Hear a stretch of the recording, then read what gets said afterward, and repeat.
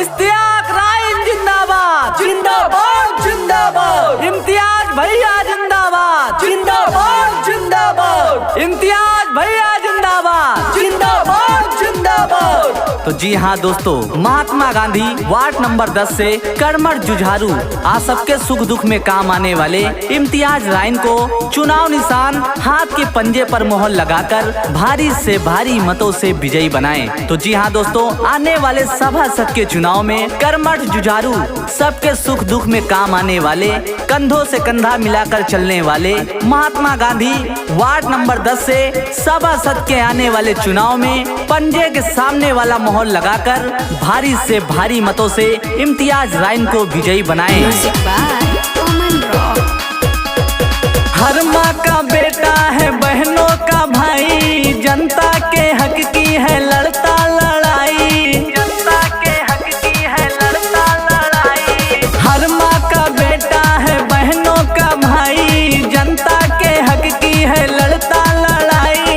मांगे आशीर्वाद छू के हो पहुआ, चाची अब की जीतई है चुनौआ, इम्तियाज भैया के जीतई है चुनौआ। हे चाची अब की जीतई है चुनौआ, इम्तियाज भैया के जीतई है चुनौआ। जन जन का ये नारा है, पंजा निशान हमारा है।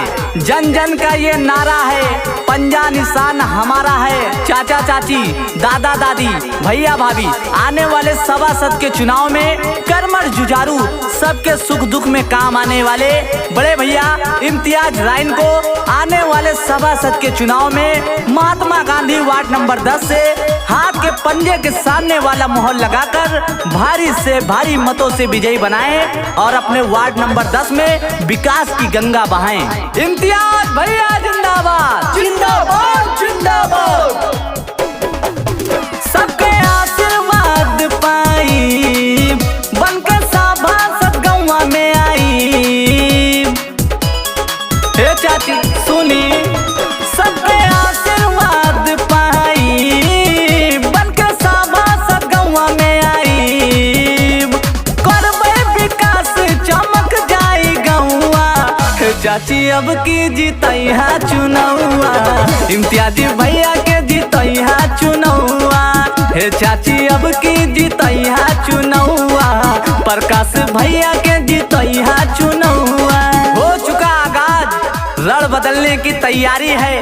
हो चुका आगाज, रण बदलने की तैयारी है। इतिहास वही रचेगा, संघर्ष जिसका जारी है। तो जी हाँ दोस्तों, महात्मा गांधी वार्ड नंबर 10 से कर्मठ जुझारू आप सबके सुख दुख में काम आने वाले इम्तियाज राइन को चुनाव निशान हाथ के पंजे पर मोहर लगाकर भारी से भारी मतों से विजयी बनाएं। तो जी हाँ दोस्तों, आने वाले सभासद के चुनाव में कर्मठ जुझारू सबके सुख दुख में काम आने वाले, कंधों से कंधा मिलाकर चलने वाले महात्मा गांधी वार्ड नंबर 10 से सभासद के आने वाले चुनाव में पंजे के सामने वाला मोहर लगाकर भारी से भारी मतों से इम्तियाज राइन को विजयी बनाएं। इम्तियाज भैया जिंदाबाद जिंदाबाद जिंदाबाद।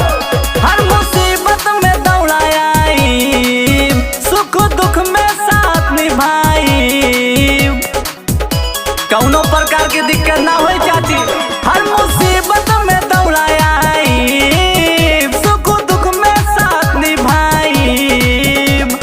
हाथों जोड़ के कहे राज बेटुआ, चाची अब की जीतई है चुनौआ, इम्तियाज भैया के जीतई है चुनौआ। हे चाची अब की जीतई है चुनौआ, इम्तियाज राइन